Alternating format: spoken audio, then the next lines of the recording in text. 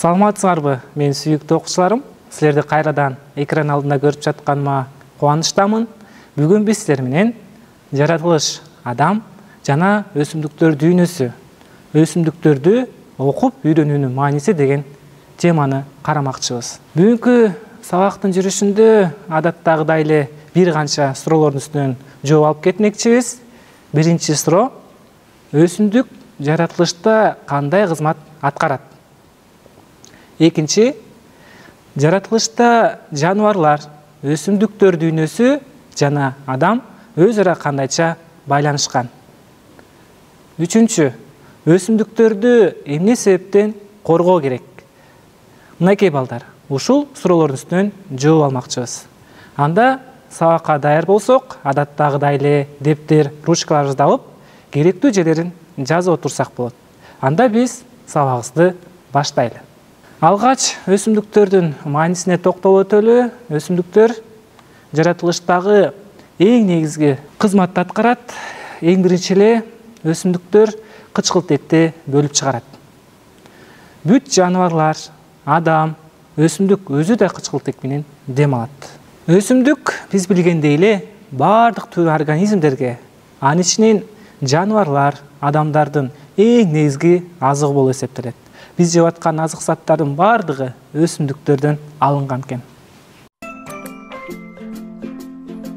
Биз күнүмдүк жеп жүргөн азыктын баары өсүмдүктөн жасалат. Өсүмдүк өзүнө керектүү азык заттарды күндөн жана топурактан алып, өзүнө топтоп чогултушат. Ошондуктан биз өсүмдүктөн даярдаган тамак ашты жегенде күбөлү күчтүү болуп, энергия алып, оорсуздуккодон алыс болобуз. Дайыма туура тамактануу менен жана жашылча жемишти көп жесек, ден соолугубузду чыңдай алабыз. Өсүмдүк жаныбарларга, адамга тиричилик кубат берүү үчүн негизги булак болгондуктан, аларды өстүрүү, көбөйтүү жана башка шарттарды бузбоого аракеттенүү керек.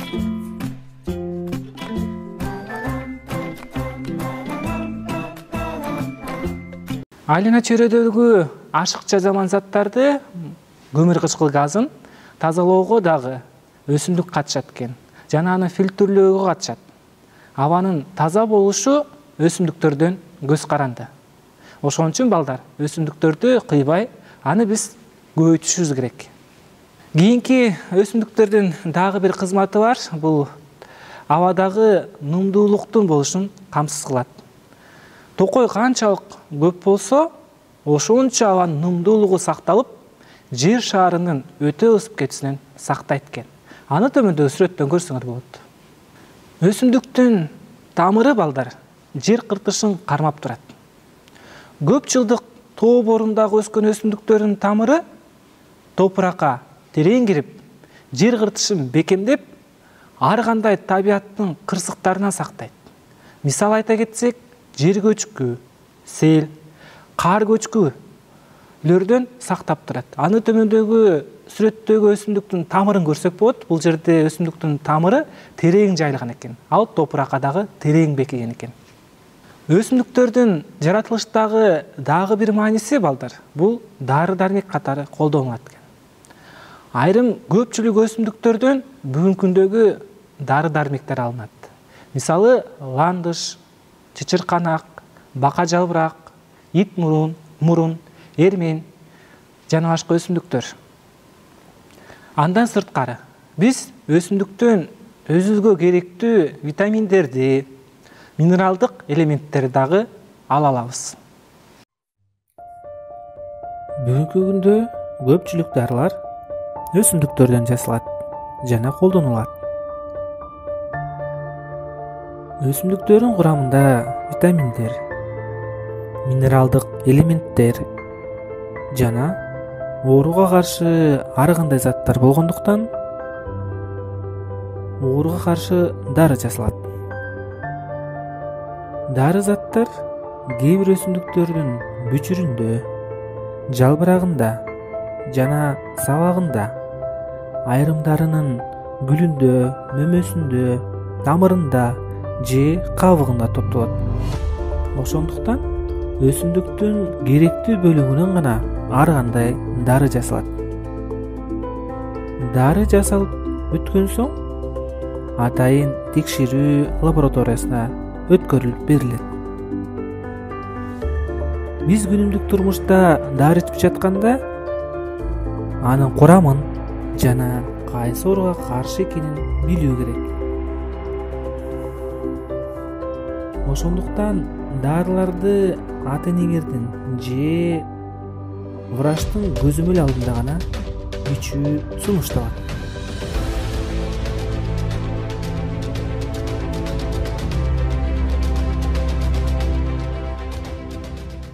Дагы өсүмдүктөрдүн жаратылыштагы мааниси бул кездеме алынат экен. Пахта өсүмдүгү өтө баалуу өсүмдүктөрдүн бири болуп саналат. Андан эң мыкты бул алынат. Пахта өсүмдүгүнөн адамга эң керектүү кездемелер: чыт, байыз, тор кездеме, момози токулат экен. Андан сырткары бекем бышык кездемелер дагы ушул пахтадан жасалат экен. Анда пахтанын кантип өнүп, кантип жыйнаганын төмөндөгү видеодон көрсөңөр болот. Бул жерде пахта өсүмдүгүн көрүп турасыңар. Пахта өсүмдүгү мынакей гүлдөп бышып, элдер терүүдө жүрүшөт. Пахтаны адамдар кол менен теришет, же болбосо мындай техниканын жардамы менен дагы тере алышат. Мынакей пахта өсүмдүгүн гүлдөп байлаганын көрүп атабыз. Бул гүлү. Бул жердеги кездемелердин бардыгы пахта өсүмдүгүнөн алынган. Биз кийип жаткан көпчүлүк кийимдер пахта өсүмдүгүнөн жасалат.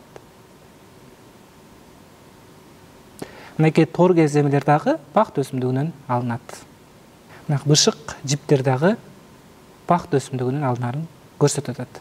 Кийинки балдар, илгертеден бери өсүмдүктөрдү адамдар үй курууда колдонуп келишкен. Аларга тал, терек, ак чечек, кара жыгач, карагай кирет экен. Кийинки коюла турган видео бул кыргыздын бооз үйү болуп эсептелет. Кыргыздын бооз үйү бул уук кереген бардыгы өсүмдүктөн, жыгач өсүмдүгүнөн жасалат экен.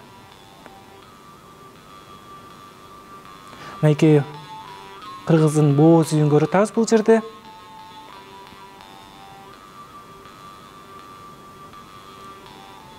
Эч кандай мык колдонулбай эле ашташып жасалат экен. Кийинки балдар, дагы өсүмдүктөрдүн жаратылыштагы маанисине токтолуп өтөлү. Биз билип жүргөн көпчүлүк музыкалык аспаптар да жасалат экен. Кыргыз элинин байыртадан бери келе жаткан чертме кылдуу үндүү аспаптары өсүмдүктүн жыгачтарынан чабылат. Аларга өрүк, жаңгак, арча дагы бир катар жыгачтардан чабылат экен. Биз билген өрүк комуз эң шаңдуу үн чыгарат. Кийинки балдар, кооздук үчүн дагы өсүмдүктөр колдонулат экен. Шаарларды жана үйлөрдү, көчөлөрдү кооздоодо кооздук катары өсүмдүктөрдү тигишет. Башкача айтканда, гүлдүү өсүмдүктөрдү көп тигишет. Кийинки балдар, өсүмдүктөр, жаныбарлар жана адам өзүн курчап турган чөйрө менен да өз ара байланышта болуп, бүтүндөй табиятты түзүшөт экен. Аны бул жерде сүрөттөн көрүп турсак болот. Адам, жаныбар, өсүмдүк баары биригип, бир бүтүн табиятты түзүшөт. Жаныбарлардын жаратылышка тийгизген, башкача айтканда өсүмдүккө тийгизген таасирине токтолуп өтөлү. Өсүмдүктөрдүн дээрлик көпчүлүгү 70% десек болот, булар курт кумурскалар менен чаңдашышат. Андан сырткары өсүмдүктөрдүн уруктарынын таралышы дагы жаныбарлар менен байланыштуу. Мисалы, канаттуулардын өсүмдүктөрдүн мөмөлөрү менен алар азыктанып, уругун жерге ташташат экен. Азыр бул жерде коюла турган видеодо өсүмдүктү курт кумурскалар кантип чаңдаштырып атканын көрсөк болот экен.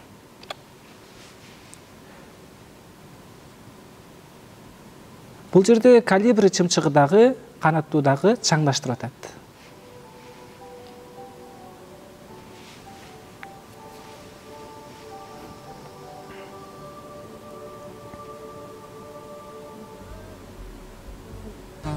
мынакей арынын гүлдүү өсүмдүктөрдү чаңдаштырганын көрүүгө болот.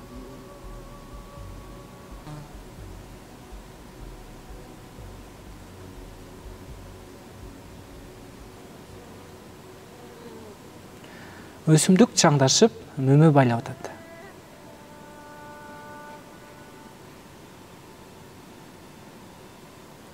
Керек болсо балдар, түнкү көпөлөктөр дагы, түнкүсүн учкан канаттуулар дагы өсүмдүктөрдү чаңдаштырышат. Аларга түнкү көпөлөктөр, жарганыктар мисал боло алат. Кийинки адамдын жаратылышта жана өсүмдүктөргө тийгизген таасирине токтолуп өтөлү. Биз адамдар өсүмдүктөргө дегиле жаратылышка кандай таасир тийгизебиз? Анда ушуга токтолуп өтөлү. Жаратылышта адам дагы бир белгилүү ролду аткарып турат. Табиатты коргоо жана жоголуп бара жаткан өсүмдүктөр менен жаныбарларды сактоо максатында көптөгөн иш-чаралар жүргүзүлүп, коруктарды, адамдар корукчаларды, ботаникалык бактарды, улуттук жаратылыш парктарды түзүшкөн экен. Анда ар бирөөнө токтолуп өтөлү.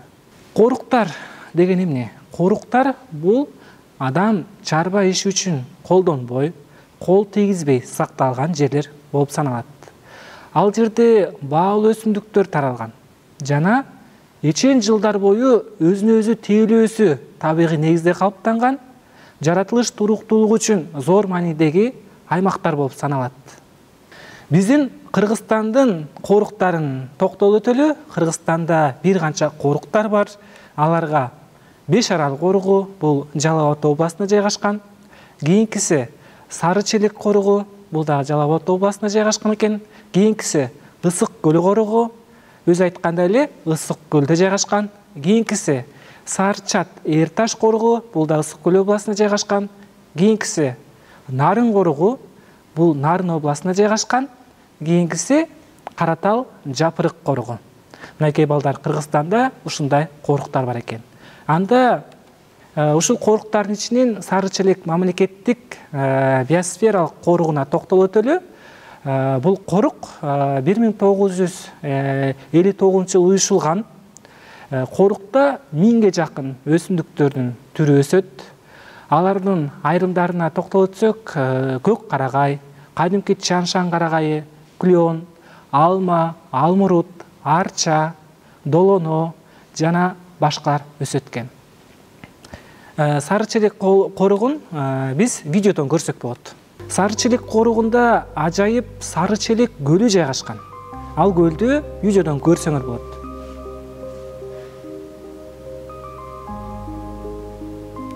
Мынакей Сары Челек көлүнүн жанында жайгашкан көк карагай, кадимки чаншан карагайын көрүүгө болот.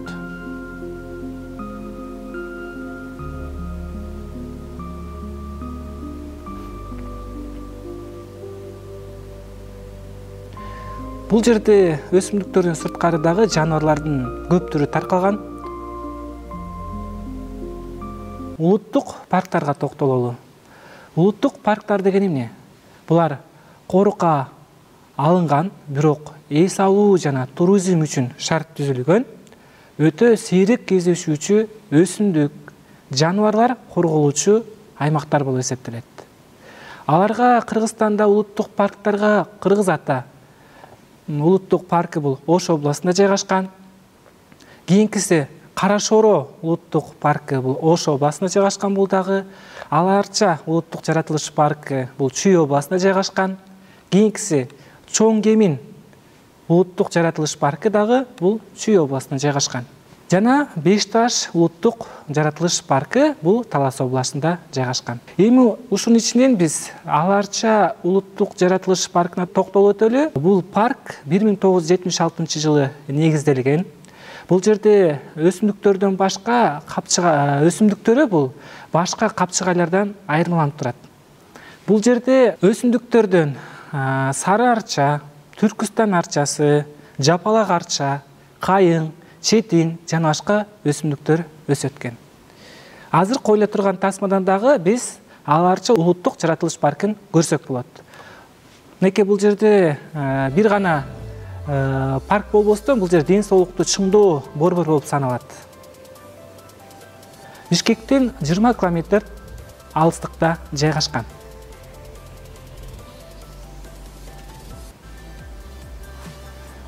Бул Ала Арча улуттук жаратылыш паркы туризмдин борбору деп да койсок болот. Бул жерде көптөгөн туристтер келип, ушул жерди көрүп суктанып кетишет.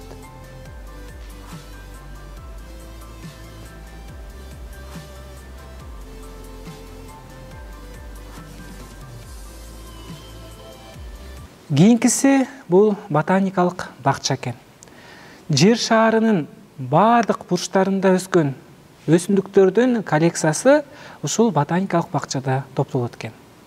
Бул жерде ботаникалык бакчада атайын илимий изилдөө иштери дагы жүргүзүлүп, жүзөгө ашырылып, баалуу өсүмдүктөрдүн жергиликтүү климатка ылайыкташтырылып, баалуу өсүмдүк сорттору чыгарылат экен. Биздин Кыргызстанда дагы ботаникалык бакча бул Бишкекте жайгашкан. Ботаникалык бак бул элдик дөөлөт болуп саналат жана улуттун сыймыгы болуп эсептелет экен. Анда азыр коюла турган видеодон силер Бишкек шаарында жайгашкан Энвер Гареев атындагы ботаникалык бакты көрсөңөр болот. Бул ботаникалык бак 1938 жылы түптөлүп, ушул күнгө чейин кала тургундарынын сейилдөөчү жана ден соолугун чыңдоочу жер болуп эсептелет. Мынакей бул жерде бир канча өсүмдүктөрдүн түрүн кездештирүүгө болот.